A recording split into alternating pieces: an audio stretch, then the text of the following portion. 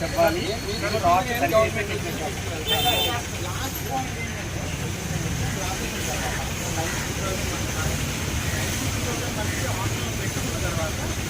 ఎవరైతే ఎగ్జామ్ రాసి మార్కులు చెప్పండి అదే కదా, ఈ 900కి ఇస్తారా లేకపోతే మెరిట్ లో 900 మందికి ఆప్షన్ పెట్టుకోవడానికి ఆప్షన్ ఉంటుంది కదా, అర్థం అవ్వాలి.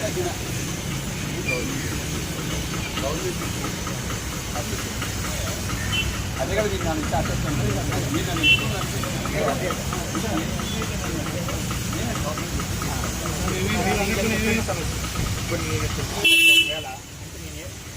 ఏం అడిగానంటే మీరు ఏమన్నారంటే బాబు ఎగ్జామ్ అయ్యాక రాష్ట్ర విధానం సరి చేస్తాము బాగా రాసి పంపిస్తాము. నేనేమన్నానంటే సరే అంటే ఎగ్జాంపుల్ చెప్పి ఈ ఒక్క రోజులో నేను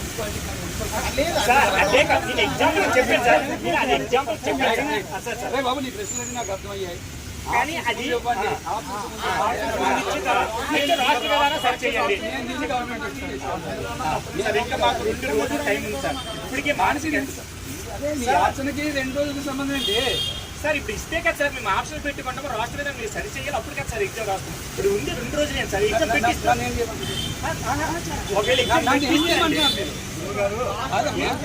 గవర్నమెంట్ తీసుకెళ్ళమన్నాను, తీసుకెళ్తాను అన్నాను.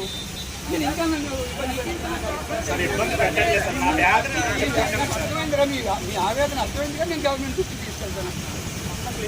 నీకు నాకు సంబంధం లేదు, నేను తీసుకెళ్ళలేదు. బాబు మీరు మీరు సమస్య చెప్పారు, నాకు అర్థమైంది. నేను గవర్నమెంట్ నాకు ఇచ్చిన ఇన్ఫర్మేషన్ నేను ఇన్ఫార్మ్ చేస్తాను. Okay right.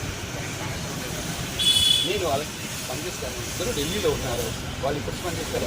కానీ టచ్లో ఉంటాను, డైరెక్ట్గా మీతో టచ్లో ఉండలేదు. సివిల్ సర్వీస్ యాప్తో నేను టచ్లో ఉంటాను.